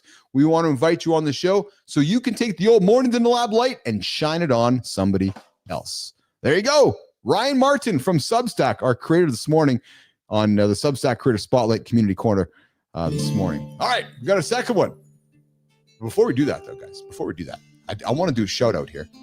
Let me just get my shout out ready here. There it is right there. Guys, I got to throw something else to you guys here, too. We had somebody on the show a while back. If you're waiting for the right time to chase your dreams, if you're waiting for them, I got somebody who you want to meet. His name's Jesse Marseille. Yep, he did it too. He climbed the sales ladder. He made good money. He kept telling himself next year, next year, next year. Then stress put him in the hospital more than once. Jesse's been on my show. That was the wake-up call for Jesse. He finally stopped waiting and he went all in. If you're ambitious but you're stuck waiting for the right time, Jesse Marseille knows what you're going through and he's a great guy to get to know. So over on the LinkedIn platform, this is not officially one of our creator spotlights. I invite you guys to check out Jesse, man. He's been on the show before. We're trying to shine a light on some of our former guests. This guy builds businesses. He turns customer success into case studies. He uses video to create content and to grow on LinkedIn with messaging that drives action. If your brand has a story worth telling, Jesse's the guy who can help you get it right. I invite you to check out Jesse Marseille over on LinkedIn as well. Okay, so our next Community Corner Creator Spotlight is a guest who we're going to turn the light and shine it on right now. But let's talk about a problem that's killing B2B sales. Yeah, you know that problem that's just killing your B2B sales. Kill, kill, kill, kill, kill. You grind out the cold reach. You pour money into ads. You tweak your SEO strategy for months. And what do you get? What do you get? A pipeline that's drier than a desert. The leads are unpredictable. The conversions are low. And the scaling you're looking at, it feels impossible. But then there's one guy who's figured it out. Just one guy. The whole world, there's one guy who's figured this out. The guy who's built a system that turns outbound chaos into predictable, repeatable growth. The guy who saw LinkedIn's crackdown on scrapers before it happened, and he had a plan. He's got a plan. He had a plan while everyone else was scrambling. Well, who's the guy, you're wondering? Who's the guy, Jimmy? Who's the guy, Jimmy? The guy we are talking about right now, that guy is Joseph Budzinski. Joseph, yes, baby. Repeatable client acquisition. At Sales Nimbus, Joseph isn't just playing the SEO and sales automation game. No, Jimmy, he's rewriting the playbook. His system, AI-driven, automated, and built for scale. Cold email that actually converts. SEO that ranks in weeks, not months. Funnels, CRM automation, and demand gen that makes sales predictable. So if you're still relying on manual outreach and guesswork, you're already behind the dude. And listen, if you hit snooze, you're even further behind. You want to see how real B2B growth happens? Follow Joseph. Go find him on LinkedIn. Learn from him. And if you're serious about scaling, get into his world. He might have something for you. So Joseph, we're celebrating you this morning. Joseph Budzinski on Mornings Live with Keith and Friends. We'd love to have you on the show, my brother. We'd love to have you on the show. So we want to have you on here. Bring that nice suit, bring that coiffed hair, and bring somebody in your orbit who we can shine the light on the Mornings in the Lab Creator Spotlight in the Community Corner and pay it forward. There you go. That's it, Jimmy. There's our Creator Spotlight Community Corner this morning on Mornings in the Lab with Keith and friends. Woo, baby. I see you guys tuning in this morning. I appreciate all you guys there in the comments. Appreciate you guys tuning in on the channel. Have a quick peek here at something here. There we're getting after it. All right. Listen, guys, I'm your host. My name's Keith Bilous. I get after it every single day here at 8 o'clock Eastern Time. I'm joined by my co-hosts, Marty Fit, Christopher Martin, a.k.a. the Boy Wonder from Maryland. We got Jon Andersen as well, joining me from California every day, Monday to Friday, 8 o'clock Eastern. We go here on LinkedIn, YouTube, and X. Why? To help you guys get up, get your day started. Men's content that helps men move the conversation forward. We have conversations here in the lab that people aren't having anywhere else.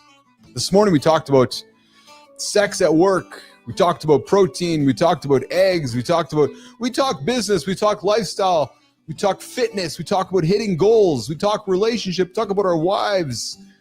We talk about everything we need to do to get up, to get after it, and hit big audacious goals. We talked about habit stacking today. We talked about getting things done instantly, whether it's 5 seconds, 2 minutes, the James Clear atomic habit rules. Those are the kind of conversations we have on this show. So if these conversations interest you, I invite you to subscribe. I invite you to come back. I invite you to see us every single morning for a live conversation. Listen, the podcasting industry is awesome. Podcasts are all over the place. Love them. But if you want real, live, authentic conversation with real, live, authentic men, we are building the world's biggest live conversation for men every single day right here. 8 o'clock Eastern Time. Myself, Keith Bilous, Jon Andersen, Marty Fit, LinkedIn, YouTube, and X. We're going to get out of here, Jimmy. It's time to go. We've wrapped the show up, and I'm going to put some tunes on so I can walk down the stairs. Yeah, there you go. Listen, on behalf of Clody, Cosmic, Scott, Lauren, Holroyd, Urfave, Mateo, Joe, King, woo, baby, Adam, Fontana, The Obscure, Crisco, what's shaking, brother? I was just about to leave and you showed up. What's going on? Hey, guys, you guys looking for some good content on Sirius XM? What? Am I just promoting Sirius XM? I am. Because we got to get the show on Sirius XM. Anyways, Crisco Kids join us in the comments right now. You looking for some great content, great conversation, great content. Go tune out. Yeah, go tune out Crisco and come tune in Uncle Keith over here. Go tune in to Crisco Kid. We're going to have him on the show here. We celebrated him in the Creator Spotlight a couple weeks back. We're eager to have him on the show for you guys to get to know Crisco. And I think I'm going to rename myself the Crisco Keith. There you go. Crisco Keith, baby. What else we got here? But listen, anyways, guys, we're going to get out of here. I got to go to the bathroom over there. So I'm going to get out of here on behalf of producer Jimmy on the buttons. On behalf of everybody else, Crisco, I appreciate you, brother. We'll see you guys tomorrow. Mornings in the Lab, right here, 8 o'clock Eastern Time. Time to go down the stairs.